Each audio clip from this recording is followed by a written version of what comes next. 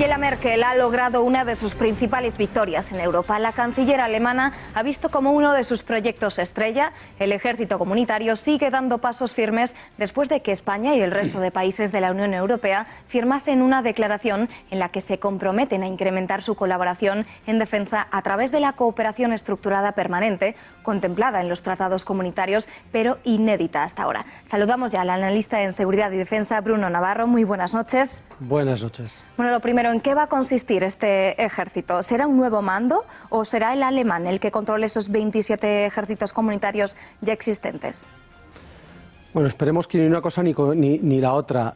Lo que ahora mismo se acaba de aprobar todavía no llega a ese punto, ni mucho menos, ¿no? El PESCO, esta cooperación estructurada permanente, no es un nuevo ejército. Es simplemente un pacto por el que se coordinan determinados temas de defensa de una forma mucho más avanzada, mucho mejor de lo que se hacía antes, ¿no? Sobre todo hablando de presupuestos, de inversiones y de cómo se llevan a cabo las operaciones militares. Esto no es malo en principio, es decir, supondrá un ahorro en investigación, en desarrollo y en logística, porque en el momento en que las inversiones que hagamos, los desarrollos armamentísticos y de cualquier tipo de proyecto se hagan en común, pues no tiene por qué ser malo, supondrá un ahorro importante. También obliga a los que hemos firmado esto a gastar más en defensa, cosa que es algo que debemos hacer y no estábamos haciendo, ¿no? Con lo cual, todo sea bueno para obligarnos a aportar más a la defensa. Y también sumará también mejorará la efectividad de nuestras operaciones en el extranjero, ¿no?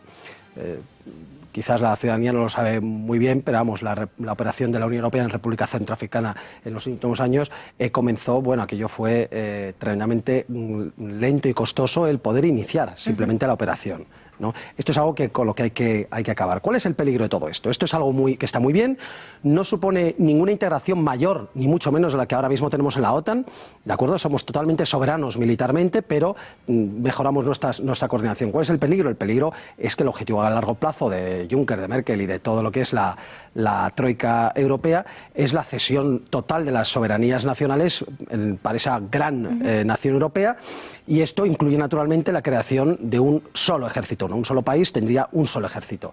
Y desde luego Juncker ya ha expresado más de una ocasión que esto para él solamente es un paso más hacia. Luego repito, como resumen, esto no es malo en sí, el problema es que son pasitos que se van dando hacia el objetivo de algunos. Claro, pero es que si la promotora de esta iniciativa ha sido Alemania, pues cabe suponer que ellos van a ser, pues eso, los mayores beneficiados, debido a que serán quienes tengan el mando de ese ejército europeo.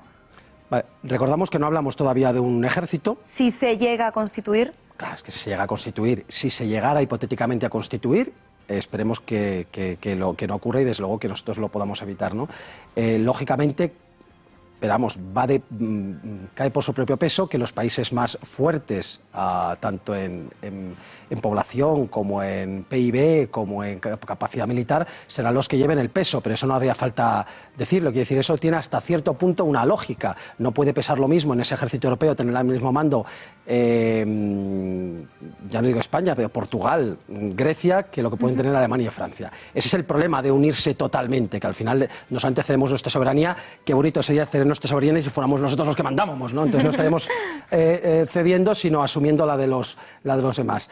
Pero repito, esto en este caso todavía no es una unión del ejército, es algo que es normal, que es entendible, pero que de nuevo van a ser Alemania y Francia quienes lleven el peso fuerte del PESCO, y esto significa que al final, cuando se aprueben determinados proyectos comunes para desarrollar tal tipo de carro de combate, tal tipo de avión o tal tipo de fusil, se va a optar para unificar criterios y para decir, vamos a coger este. Y este, a lo mejor no es de una empresa española. Esto es lo que España tiene que estar atenta para que su industria de defensa no se vea impactada negativamente. Mientras esto lo podamos controlar, no es malo. Y además de dinero, ¿a qué más se compromete España al formar parte de este proyecto? Pues además del dinero, de aportar más, como hemos dicho, en el presupuesto de defensa, nos comprometemos a aumentar. La palabra mágica aquí es aumentar. Se trata de una cooperación, es decir, no es que Europa no coopere ya en defensa, sino que aquí lo que se trata es que el PESCO lo que dice es, todos los que lo firmen van a cooperar más y mejor. Entonces, ¿esto qué es un aumento? Al fin de cuentas, que se cooperó más, aumento. ¿Qué aumento? Presupuesto de defensa, las inversiones en defensa, la investigación, el desarrollo y la innovación en defensa, los proyectos colaborativos entre dos o más naciones, hay también la obligación de colaborar en ellos, y luego dos cosas muy operativas, muy ya guerreras, ¿no? Que es el ser capaz de proporcionar grupos tácticos, batallones, hablando claramente. En corto plazo se habla de 3 a 30 días, 5 a 30 días, dependiendo de la gravedad del asunto y de la complicación. Para misiones de la ONU, es decir, serían misiones de la Unión Europea, pero siempre, como siempre se dice, son misiones de la Unión Europea, pero tienen que ser aprobadas o validadas por la ONU. Hay que poder proporcionar estos batallones en ese tiempo. Es algo que ya hacemos para la OTAN, ¿de acuerdo? Y ser capaz, una vez que envíe esos batallones, de poder ejecutar esas operaciones militares complejas durante el tiempo que sea necesario.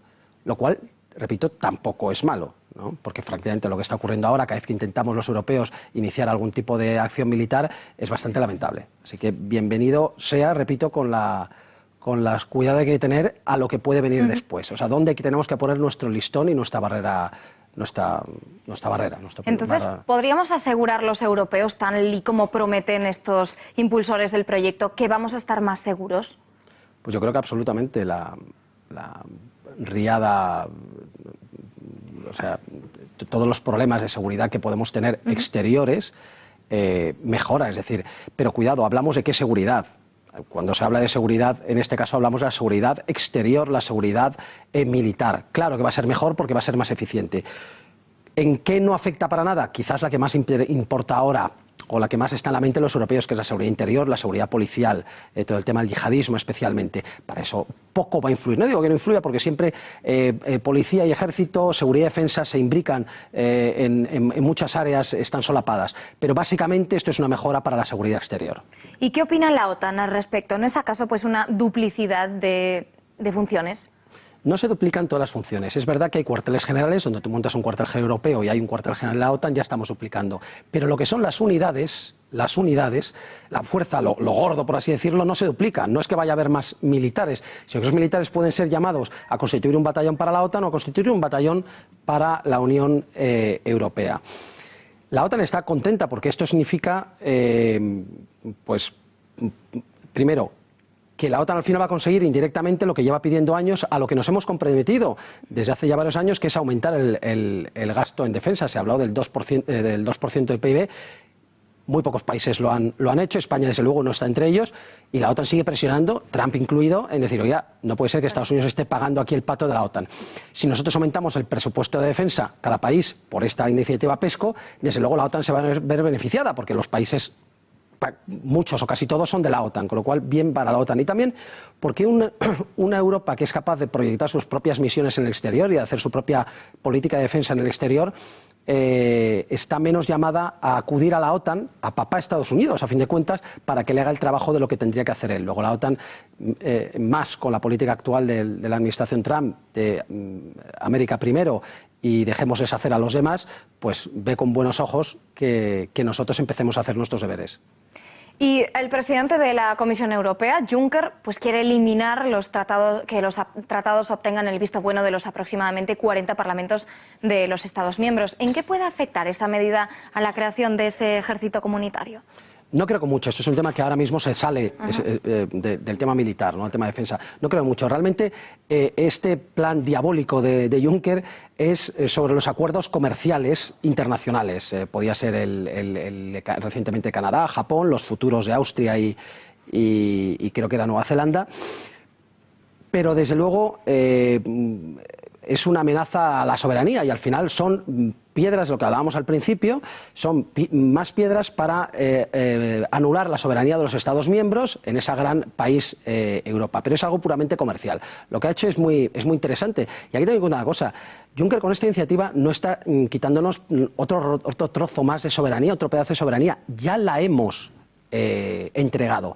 Lo que está haciendo es, si yo tengo un tratado con determinado país, al final el Parlamento de los Estados miembros, los 40 parlamentos que hay en Europa, tienen que aprobarlo. ¿Por qué?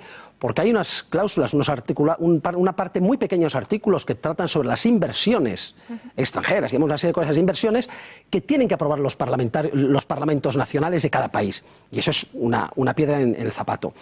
¿Qué dice él? Bueno, eso no va a cambiar, no lo quito, lo siguen aprobando. Lo que hago es, en vez de un tratado, hago dos. y eso se sospecha que eso va a ocurrir, va a coger a Nueva Zelanda y esto va a decir 2 tratados. El tratado en sí, el gordo, 99%, y un tratado paralelamente sobre las inversiones. Este lo aprobamos sin permiso en los parlamentos, los países no tienen nada que decir, y el otro, que lo aprueben o no, ya veremos y ya discutiremos. Pero eso ya estaba entregado. De acuerdo, Bruno, pues muchísimas gracias por estar aquí, que ya te echábamos de menos, que hace tiempo que no vienes, no sé, has estado por ahí de viaje en Estados Unidos. Muchísimas gracias por venir un día más y muchísimas gracias, buenas noches. Buenas noches.